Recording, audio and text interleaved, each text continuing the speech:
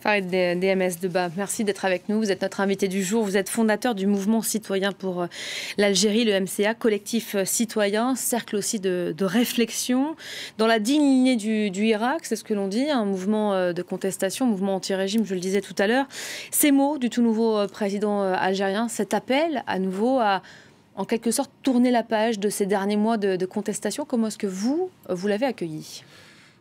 C'est assez compliqué de donner quitus à ce discours, hein, puisque, bon, il est certain qu'on ne reconnaît vraiment pas ce président qui, pour nous, n'a pas été élu. Il a été tout simplement désigné par l'état-major. Pour nous, on a plutôt l'impression que c'est, on va dire, le nouveau porte-parole de Gaïd Salah, c'est-à-dire une personne qui est là, civile, pour représenter cette dictature militaire. Voilà, donc pour nous, c'est OK, dont acte. C'est vraiment un non-événement. Vous l'avez suivi, vous, ce discours ce matin, cette prestation de serment, vous l'avez regardé, on l'a couverte en direct, on a décidé, on a fait le choix de la retransmettre du début jusqu'à la fin, avec ces discours qui, évidemment, vont être contestés, controversés, critiqués, on imagine. Déjà, rien que le panorama, hein, il suffit de voir cette salle remplie avec un certain âge. On voit surtout l'état-major des militaires. Enfin, c'est pas véritablement... on tourne pas la page. Pour nous, c'est la continuité de l'ère Bouteflika. Pour nous, c'est le 5e mandat qui est en train de tout simplement se dérouler à l'heure actuelle. Et Tebboune, un président désigné par l'état-major de 74 ans, vous imaginez. Ben Salah qui, lui...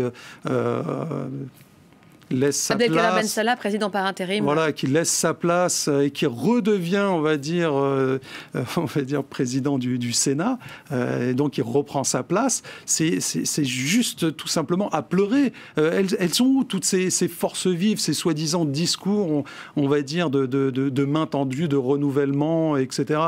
On fait du vieux, hein, voilà. Honnêtement, c'était à pleurer. J'ai regardé ça, je me suis dit j'ai l'impression l'Algérie, hein, au gouvernement algérien. C'est un EHPAD, hein, à proprement dit. Il suffit juste de voir les déambulateurs un petit peu plus loin. Non, blague à part, c'est vraiment triste pour l'Algérie. Ce sont deux mondes qui s'opposent réellement aujourd'hui. Définitivement.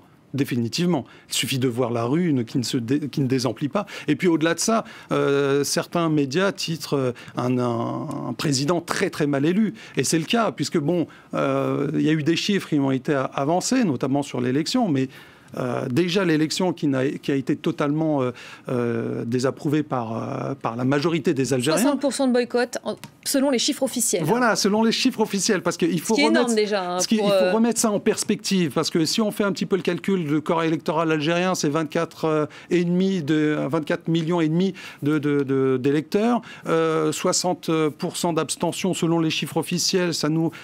Voilà, on va dire que 58% pour Tebboune. Donc, on va dire qu'il est à moins 5 millions d'électeurs qui auraient voté pour lui. À peu près 20%, oui. Voilà, mais ils étaient où, ces partisans? Elles étaient où, la clameur, on va dire, de tous ces électeurs qui ont voté Tebboune? Ils étaient où? C'est presque 8 millions d'électeurs dans les bureaux de vote. Mais nulle part.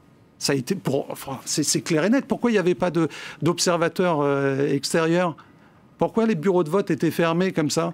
Y compris France 24 qui n'a pas pu couvrir cette élection comme elle le souhaitait, même parce que nous l'avons couverte d'ici, évidemment, avec nos moyens en interne. La rue, aujourd'hui, observe une forme de trêve, de silence. En cette journée, elle s'est donné de nouveaux rendez-vous demain, comme chaque vendredi, comme c'est le cas depuis 10 mois. Oui. Est-ce que vous pensez qu'il y aura peut-être encore plus de monde maintenant que le président a pris ses fonctions? Il y a quelque part, on va dire qu'on s'y attendait. Hein, c'était tout simplement le déroulé prévu par l'état-major. Donc oui, le Hirak va continuer à amplifier ses mobilisations. Maintenant, il sait qu'il y a un autre enjeu qui commence à se dessiner, c'est-à-dire véritablement la désignation de représentants, chose qu'il n'avait pas fait jusqu'à présent.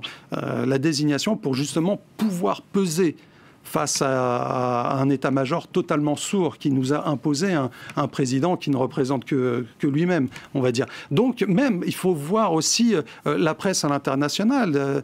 Par exemple, le journal allemand Zeit qui titrait tout simplement une élection voilà, qui mériterait le prix Nobel de la fraude. Donc c'est véritablement triste en termes d'aura internationale qu'a ce président. Voilà, c'est juste... Vous me tendez une perche, vous parlez des réactions internationales. Ouais. Il y a de nombreuses chancelleries qui ont réagi pour féliciter ce nouveau président après son élection. La France est plutôt timide et met du temps à réagir ces derniers temps sur l'Algérie. Elle a fini par réagir, par exprimer un sincère souhait de vœu de succès à cette nouvelle présidence. Comment ça a été accueilli, ça, cette réaction, ce positionnement français? Il semblerait que déjà par rapport au terme exact utilisé, enfin relayé par la presse... Il y a eu deux versions qui sont opposées, voilà, qui se sont déjà opposées, donc déjà ça pose problème. C'est-à-dire qu'au niveau de l'international, ils sont véritablement prudents, mais c'est normal. C'est normal, il y a un peuple tout entier qui ne reconnaît pas cet homme-là comme étant le président de ce pays, de l'Algérie. Alors comment voulez-vous que de l'autre côté, au niveau de l'international, on puisse se dire « Ok, bah, c'est le nouvel interlocuteur », mais c'est peut-être l'interlocuteur de l'état-major, mais pas du peuple algérien. Donc c'est avec ça qu'il faudra qu'il compose. Il tend la main au Hirak.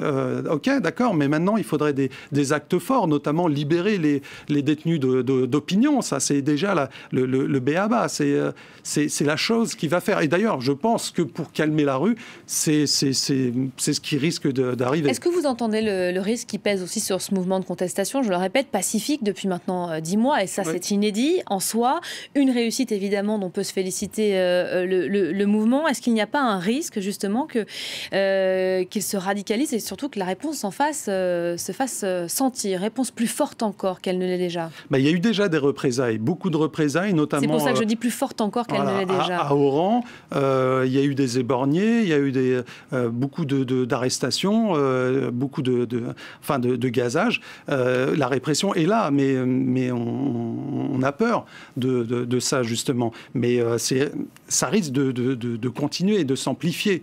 Je ne le souhaite pas. Mais face à une population totalement prête à continuer le combat, quelle réponse peut avoir l'état-major ? Sincèrement, à part la répression.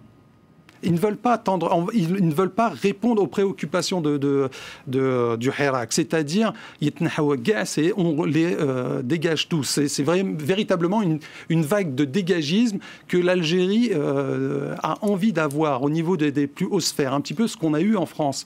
Donc, tant qu'il n'y a pas, on ne répond pas à cette revendication légitime du peuple algérien, la rue va continuer à se remplir de manifestants. Et on regardera évidemment demain attentivement la réaction de la rue algérienne, comme chaque vendredi. Merci beaucoup Farid Emmez Debba d'avoir été notre invité du jour en cette journée d'investiture, prestation de serment du président algérien. Vous restez évidemment à nos côtés. On se retrouve dans quelques instants, juste après une courte page de pub. À tout de suite.